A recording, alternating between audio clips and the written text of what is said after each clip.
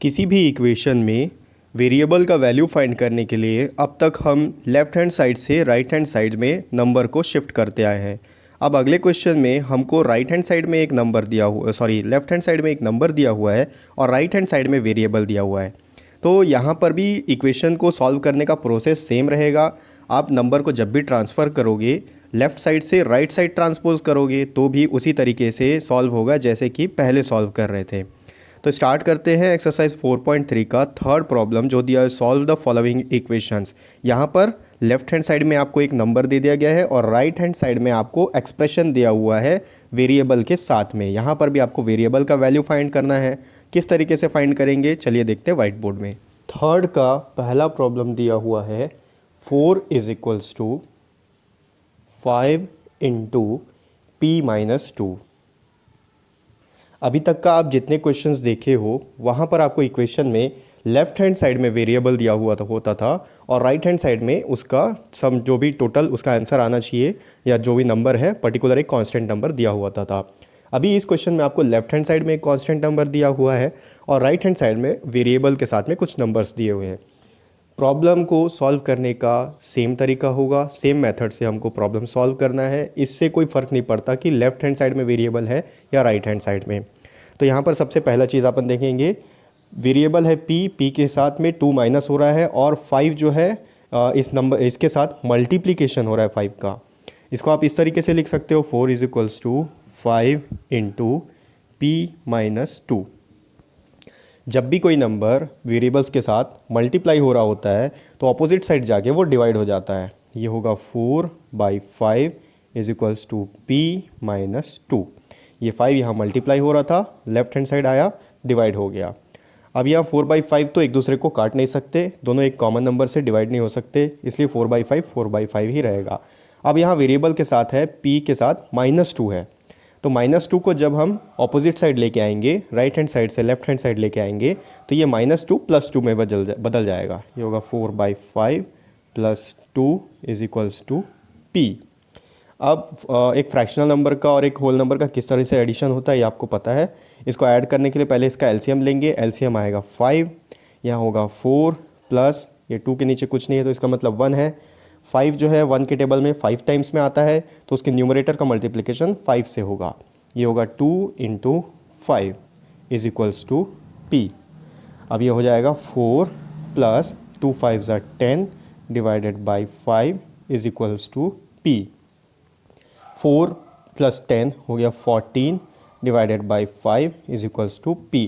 या आप इसको बोल सकते हो p इज इक्वल्स टू 14/5।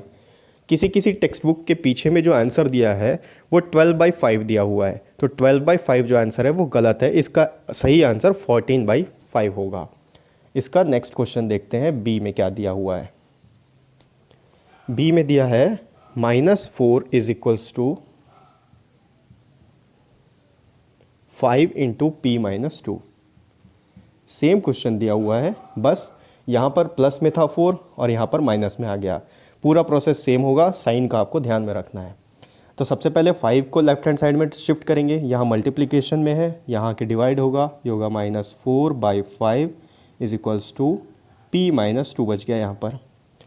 अब 4 और 5 किसी कॉमन नंबर से एक दूसरे को डिवाइड नहीं कर सकते तो ये हो जाएगा -4/5। ये 2 इधर माइनस में है वेरिएबल के साथ, जब ऑपोजिट साइड आएगा तो प्लस में चेंज हो जाएगा, +2 इज इक्वल्स टू p। आप यहीं पर इसको रिवर्स कर सकते हो और चाहो तो यहाँ पर भी रिवर्स कर सकते हो। इसको लिख सकते हो आप 5 into p-2 is equals to -4। इस तरीके से लिख करके भी अगर आप सॉल्व करते हो तो वो गलत नहीं होगा, वो भी बिल्कुल सही है। आप चाहो तो यहाँ चेंज कर लो, यहाँ लिख सकते हो आप p इज इक्वल्स टू -4/5 + 2, ये भी सही है। ठीक है, अब ये हो जाएगा p इज इक्वल्स टू, यहाँ एलसीएम लेंगे, ये एलसीएम आ गया 5, ये हो गया -4 प्लस 2 के नीचे 1 है, 5 के टेबल में 1 के टेबल में 5 जो है 5 टाइम्स में आता है तो 2 का मल्टीप्लिकेशन 5 से हो जाएगा, 2 इंटू 5। अब ये हो गया p is equals to -4 plus 10 divided by 5, 5 2 ज़ा 10। अब ये हो गया p इज इक्वल्स टू, देखो यहाँ पर 4 माइनस में है और 10 प्लस में है, तो माइनस इंटू प्लस माइनस होता है, तो दोनों के बीच में सब्सट्रैक्शन होगा। 10 माइनस 4 हो गया 6। अब क्योंकि 10 बड़ा है 4 से, इसलिए 10 का साइन पॉजिटिव है, तो यहाँ पर भी प्लस का साइन रहेगा, डिवाइडेड बाई 5। तो इसका आंसर हो गया P इज इक्वल्स टू 6/5। आगे बढ़ते हैं C की तरफ। इसका जो प्रॉब्लम C है वो दिया है 16 is equals to 4 plus 3 into t plus 2। अब आप चाहो तो यहीं पर ही इस क्वेश्चन को रिवर्स कर सकते हो, यानी कि लेफ्ट हैंड साइड वाले नंबर को राइट हैंड साइड और राइट हैंड साइड वाले को लेफ्ट हैंड साइड ले जा सकते हो। इसको लिखना पड़ेगा 4 plus 3 into t plus 2 is equals to 16। ये बिल्कुल सही है, आप इस तरीके से लिख के भी इसको सॉल्व कर सकते हो। यहाँ से अब देखेंगे ये जो 4 है ये इस नंबर के साथ ऐड हो रहा है, ये पूरा एक नंबर है, अभी ये अलग नंबर है। 4 को 16 के पास शिफ्ट करेंगे, ये होगा t 3 into t plus 2 is equals to 16 minus 4। यहाँ 4 प्लस में है, अपोजिट साइड जाएगा तो माइनस हो जाएगा। यहाँ आएगा 3 into t plus 2 is equals to 16 minus 4 हो गया 12।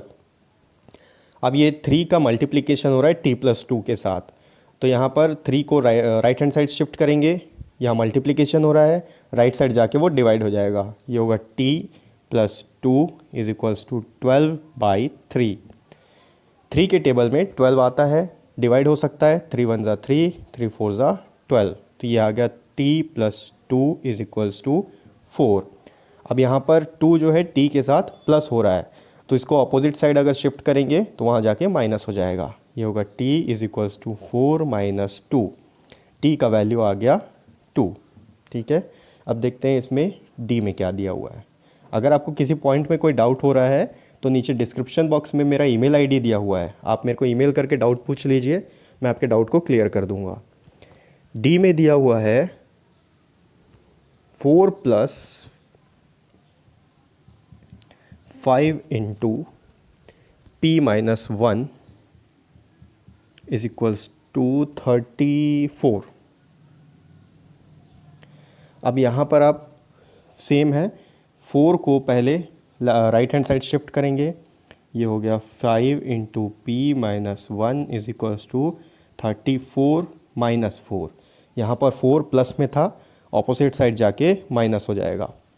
ये आएगा 5 into p minus 1 is equals to 34 minus 4 हो गया 30। अब यहाँ पर 5 का मल्टीप्लिकेशन p माइनस 1 से हो रहा है, तो ये राइट साइड जाके डिवाइड हो जाएगा। ये होगा p minus 1 is equals to 30 divided by 5। 5 के टेबल में 30 आता है, 5 से 30 डिवाइड हो सकता है, कर लेंगे 5 1 ज़ा 5, 5 6 ज़ा 30। यहाँ बचा p minus 1 is equals to 6। अब ये जो 1 है ये p से सब्सट्रैक्ट हो रहा है, अगर इसको अपोजिट साइड शिफ्ट करेंगे तो वहाँ जाके ऐड हो जाएगा। ये होगा p is equals to 6 plus 1, p का वैल्यू आ गया 7। नेक्स्ट e में दिया हुआ है 0 is equals to 16 plus 4 into m minus 6। यहाँ पर लेफ्ट हैंड साइड में आपको ज़ीरो दिया हुआ है, राइट हैंड साइड में कुछ वेरिएबल्स और कुछ वैल्यू दिया हुआ है। आप चाहो तो राइट हैंड साइड वाले को लेफ्ट हैंड साइड लिख लो, लेफ्ट हैंड साइड वाले को राइट हैंड साइड लिख लो, या ऐसे भी जैसे दिया हुआ है इस तरीके से भी सॉल्व कर सकते हैं। तो सबसे पहले देखेंगे 16 अलग है, ये दोनों अलग है, तो 16 को पहले लेफ़्ट साइड लेके आएंगे, ये होगा 0 minus 16 is equals to 4 into m minus 6। यहाँ 16 प्लस में था, ऑपोजिट साइड गया, राइट हैंड साइड से लेफ्ट हैंड साइड आया, इसलिए वो माइनस हो गया। अब 0 माइनस 16 होगा minus 16 is equals to 4 into m minus 6। यहाँ पर m माइनस 6 का मल्टीप्लिकेशन हो रहा है 4 के साथ, तो 4 जब लेफ़्ट साइड आएगा तो यहाँ आके डिवाइड हो जाएगा। ये होगा minus 16 divided by 4 is equals to m minus 6। अब दोनों 16 और 4 दोनों ही इवन नंबर है, 2 से डिविजिबल है, 2 से डिवाइड कर सकते हो, या चाहो तो डायरेक्ट 4 से भी डिवाइड कर सकते हो, क्योंकि दोनों 4 से डिविजिबल है। ये 4 1 ज़ा 4, 4 4 ज़ा 16, यहाँ बच गया -4 is equals to m minus 6। अब 6 जो है m से माइनस हो रहा है, अगर 6 को लेफ्ट हैंड साइड में शिफ्ट करेंगे, ट्रांसपोज करेंगे, तो इसका साइन चेंज हो जाएगा, ये माइनस से प्लस में आ जाएगा, ये होगा -4 plus 6 is equals to m। अब यहाँ पर 4 माइनस में है और 6 प्लस में है, एडिशन होगा या सब्सट्रैक्शन। देखते हैं माइनस इंटू प्लस क्या होता है। माइनस इंटू प्लस होता है माइनस, इसका मतलब दोनों के बीच में सब्सट्रैक्शन होगा। तो 6 माइनस 4 होगा 2। साइन किसका लगेगा?